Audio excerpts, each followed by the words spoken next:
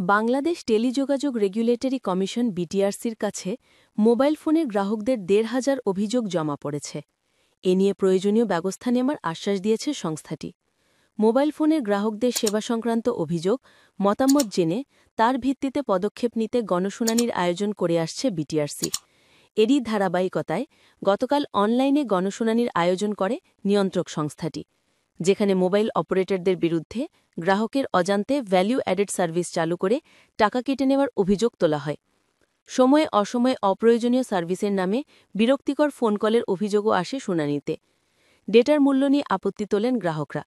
Network দুর্বলতায় internet ব্যবহারে ভোগান্তির অভিযোগ করেন অনেকে।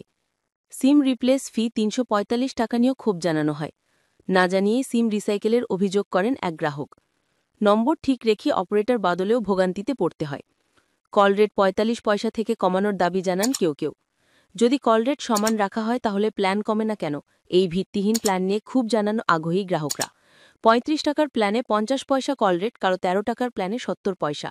এই বৈষম্য বন্ধ করার দাবি জানান গ্রাহকরা।